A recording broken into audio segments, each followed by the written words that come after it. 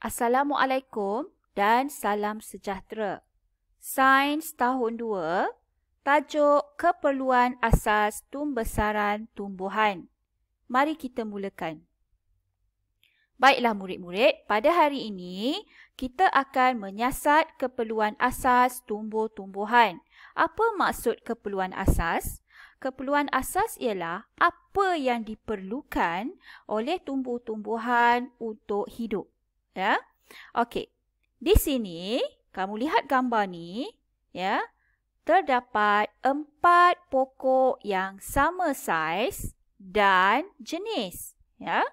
Pokok ini dilabelkan A, B, C dan D, ya. 4 pokok yang sama saiz dan sama jenis, ya. Cuma dilakukan perkara yang berbeza-beza. Okey? Baik. Keempat-empat pokok ini diletakkan di luar kelas, ya. Perkara kedua, siram pokok setiap hari kecuali pokok A. Maksudnya, pokok B, C dan D disiram, manakala pokok A tidak disiram. Bermaksud, pokok A masih mendapat cahaya matahari, masih mendapat udara, cuma pokok A tidak mendapat air, ya. Seterusnya, tutup dan ikat dengan plastik jernih pada pokok C. Lihat pokok C, diikat dengan plastik yang jernih, ditutup dan diikat dengan plastik yang jernih. Maksudnya pokok C ni masih dapat cahaya matahari kerana cahaya matahari dapat menembusi plastik. Ya, plastik jernih. Kemudian pokok C ni juga dapat air kerana disiram. Cuma pokok C tidak dapat udara. Mengapa? Kerana udara di luar ni tidak dapat menembusi plastik jernih ini. Okey, seterusnya pokok D. Pokok D pula ditutup dengan kotak. Apabila ditutup dengan kotak, dalam kotak D masih ada udara. Maksudnya pokok D dapat udara, dapat air, tetapi tidak dapat cahaya matahari. Mengapa tidak dapat cahaya matahari? Kerana cahaya matahari tidak dapat menembusi kotak ini. Bermaksud, pokok D dapat air, dapat udara, tetapi tidak dapat cahaya matahari. Baiklah, perhatikan keadaan pokok selepas 2 minggu. Setelah apa yang kita lakukan, kita akan lihat keadaan pokok ini selepas 2 minggu dan kita akan rekodkan pemerhatian dalam jadual. Ya, okey. Baik kelas, tengok sini ya. Pokok A, ingat lagi tadi ya, kita tengok gambar tadi. Pokok A dapat cahaya matahari, dapat air. Tak dapat air. Dapat udara. Kenapa kita kata dia tak dapat air? Sebab pokok A tidak disiram. Ya. Jadi, apa yang berlaku pada pokok A selepas 2 minggu? Iaitu pokok A mati. Tak dapat air je. Cahaya matahari dengan udara dapat. Mati pokok A sebab tak dapat air. Ya, tak dapat air. Cahaya matahari dengan udara dapat. Cuma tak dapat air, maka pokok A mati. Kemudian, lihat pula pokok B. Pokok B dapat cahaya matahari, dapat air, dapat udara. Tiga-tiga dapat. Ya. Apa berlaku selepas 2 minggu? Pokok B hidup. Ya. Pokok B hidup. Seterusnya, perhatikan pula keadaan pokok C selepas 2 minggu. Pokok C dapat cahaya matahari, dapat air, tapi tak dapat udara kerana dibalut dengan plastik yang jernih. Apa berlaku selepas 2 minggu? Pokok C mati. Ya, pokok C mati. Kemudian pokok D pula. Pokok D diletakkan di dalam kotak, maka pokok D tidak dapat cahaya matahari, hanya mendapat air dan udara. Apa berlaku selepas 2 minggu? Selepas 2 minggu didapati pokok D mati. Hanya pokok B yang hidup selepas 2 minggu kerana mendapat cahaya matahari, air dan udara. Ya, jadi di sini kelas kita dapat perhatikan pokok ni kalau tak dapat salah satu daripada cahaya matahari, air dan udara, satu je dia tak dapat, dia akan mati. Maksudnya dia mesti dapat ketiga-tiga. Ya, mesti ada cahaya matahari, mesti ada air, ada udara, barulah boleh hidup. Tak dapat salah satu, pokok tidak dapat hidup. Ya, pokok akan mati. Jadi kita akan lengkapkan soalan ini. Pembesaran pokok apa adalah paling baik kerana mendapat keperluan asas? 3 keperluan asas ni. Okey, kita isikan. Pembesaran pokok mana adalah paling baik? Ya, jawapannya ialah pokok B. Pembesaran pokok B adalah paling baik kerana mendapat keperluan asas. Apa keperluan asas? 3 keperluan asas tu. Di atas ni ya. Cahaya matahari, air dan udara. Jadi kita isikan di sini. Kerana mendapat keperluan asas iaitu air, udara dan cahaya matahari. Jadi ingat ya semua, 3 keperluan asas tumbuhan untuk hidup. Ya, untuk tumbuhan hidup, dia perlukan 3 keperluan asas iaitu air, udara dan cahaya matahari. Baiklah kelas. Kita lakukan satu lagi penyiasatan iaitu keperluan nutrien. Tadi yang kita tahu keperluan asas tumbuhan untuk hidup ada 3 iaitu air, udara dan cahaya matahari.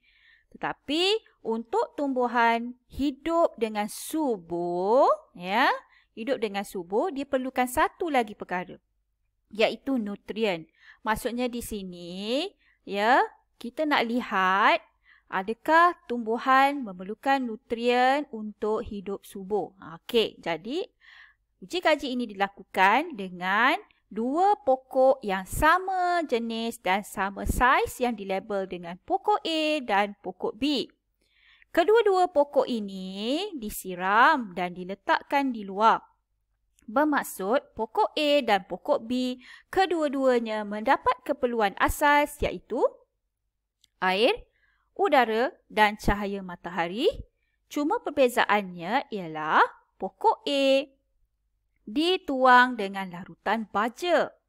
Ya, manakala pokok B tidak diberikan baja. Baiklah, apa yang berlaku? Ya, selepas 2 minggu, pokok A, ya, pokok A, ni salah ni sebenarnya dalam buku teks kamu ni. Pokok A yang diberikan baja kan? Cuba tengok balik ya. Okey. Ni cikgu ambil daripada buku teks. Okey. Pokok A yang dapat baja. Jadi pokok A dapat nutrien. Ya. Pokok A dapat nutrien. Terbalik ni. Pokok A dapat nutrien, pokok B tidak dapat nutrien. Baiklah kelas, cikgu dah betulkan ya. Pokok A daripada yang buku teks tu tak betul ya. Pokok A dapat nutrien kerana diberikan baja. Pokok B tidak dapat nutrien kerana tidak diberikan baja.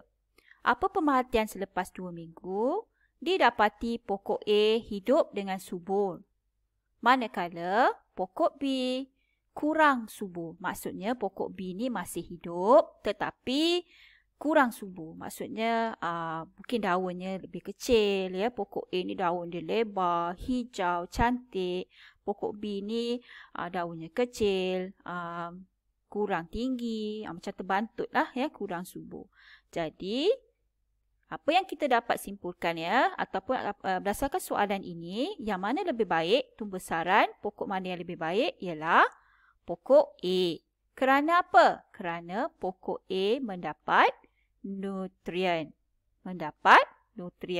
Jadi apakah kesimpulan berdasarkan penyiasatan ini? Maksudnya berdasarkan penyiasatan 1 dan 2 tadi, kita dapati bahawa air, udara dan cahaya matahari ialah keperluan asas tumbuh-tumbuhan.